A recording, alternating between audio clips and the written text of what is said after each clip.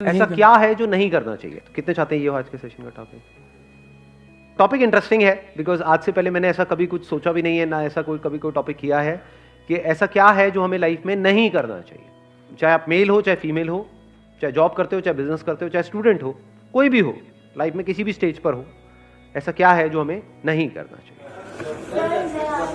हाँ, इनसे स्टार्ट करते हैं। सर, मेरे हिसाब से किसी भी काम को, किसी भी बात को, किसी भी चीज़ को नहीं बोलना चाहिए, क्योंकि मैंने पर्सनल एक्सपीरियंस किया है। अगर हम पहले ही किसी काम को नहीं बोल देते हैं ना, तो वो कभी सक्सेस होता ही नहीं है।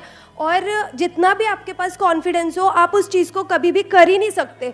तो पहले नहीं बोलना नहीं सीखना चाहिए मेरे हिसाब से। Based upon our past experience हमारे माइंड में कुछ बैठ जाता है जिसको हम बहुत स्ट्रांगली पकड़ लेते हैं और अभी से पकड़ना शुरू कर देते हैं, इसी एज से। यानी इस एज में हमारे माइंड में वो चीजें बैठने लग जाती हैं। बच्चों के माइंड में कुछ नहीं होता है, बच्चे बिल्कुल ब्लैंक स्लेट की तरह हैं, वहां पे ना हाँ लिखा हुआ है ना लिखा हुआ है। और जैसे जैसे एज बढ़ती चली जाती है वो स्ट्रांग होता चला जाता है, और उसी की वजह से फिर हमारे कॉन्फ्लिक्ट्स होने लग जाते हैं। उसी की वजह से सारी रिग्रेट्स आती है, क्योंकि होता क्या है, बड़ी जल्दी हम ना बोल देते हैं। हो सकता है कोई बहुत बड़ी अपॉर्चुनिटी आई हमारे सामने, डिसीजन लेना था, लेकिन सुनने से पहले ही सामने वाले बंदे की पूरी बात हमने पहले ही ना बोल दिया। नहीं नहीं नहीं, नहीं। उसके बाद पूरी जिंदगी बैठ करके रो रहे हैं। अपने घर में आपने ये चीजों को ऑब्जर्व किया होगा, अपने दादा को, नाना को कभी ये डायलॉग कहते हुए सुना है कि उस टाइम पे मेरे को मौका मिला था, अगर मैंने वो कर लिया होता तो आज मैं पता नहीं कहां होता। उस टाइम पे ये घर ना लेके वो कोने वाला घर ले लिया होता तो मैं पता नहीं कहां होता। पूछो क्यों नहीं लिया?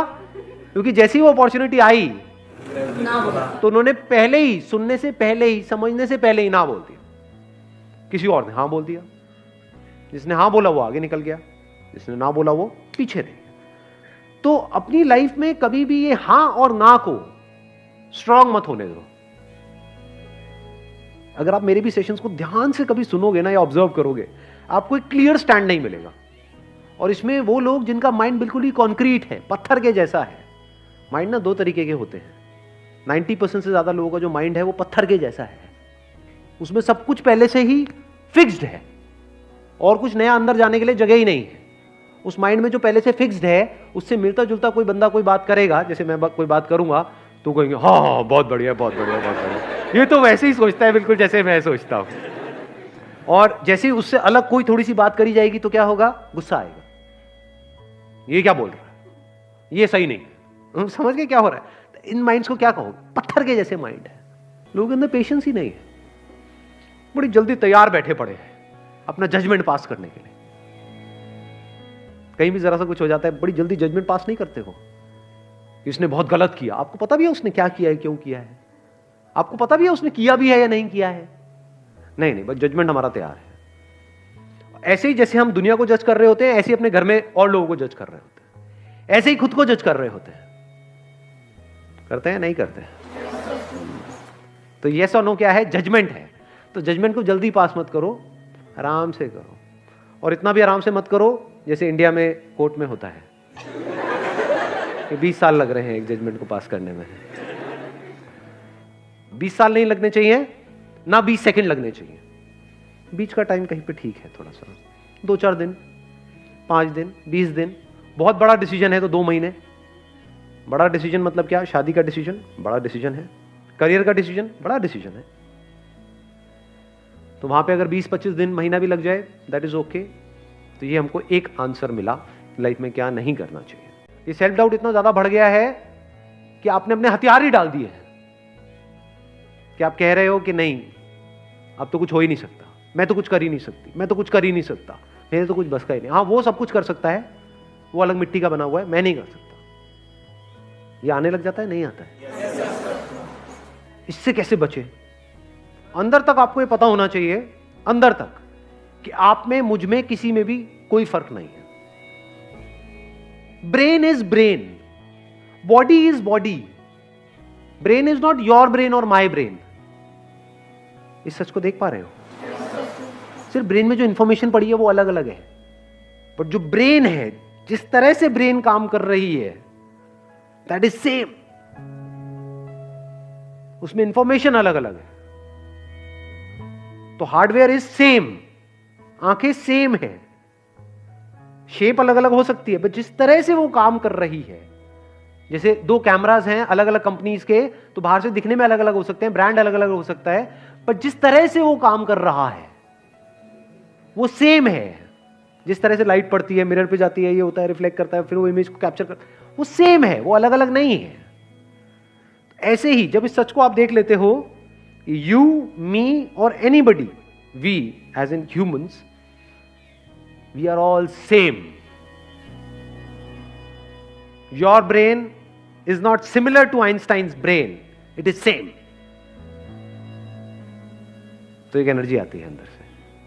अब अपने आप को अंडर एस्टिमेट करते हो ना ओवर एस्टिमेट करते हो, क्योंकि ओवर एस्टिमेट भी जो खच्चर करते हैं उनके भी माइंड में ये बैठा होता है, मेरी ब्रेन तो पता नहीं क्या है, आई एम तो जीनियस।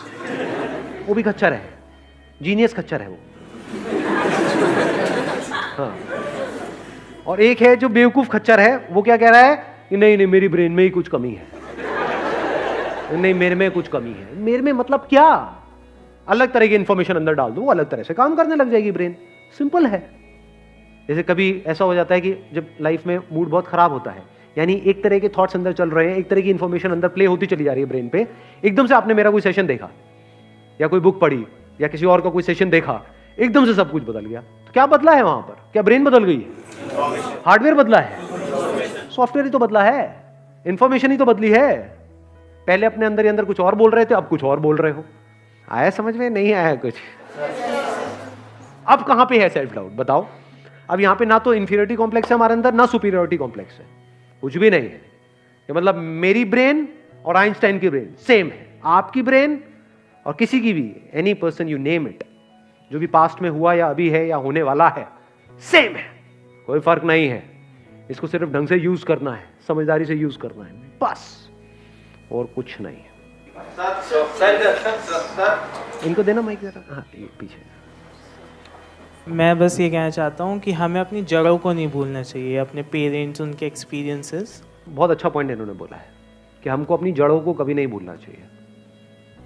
देखो एक पेड़ है, किस बेस पे डिसाइड होता है कि वो पेड़ कितना बड़ा हो सकता है? उसकी जड़ें कितनी अंदर तक है। तो अगर हमको ऊपर बढ़ना है, ऊपर मतलब आप कह सकते हो बाहर इस दुनिया में अगर बढ़ना है, तो अंदर जड़ें उतनी ही स्ट्रांग होनी चाहिए। अगर अपनी रूट्स को हमने छोड़ दिया और ऊपर बढ़ने की कोशिश कर रहे हैं तो गिर जाएंगे। थोड़ा सा आंधी तूफान आएगा, दिखेंगे भी नहीं कहां गए।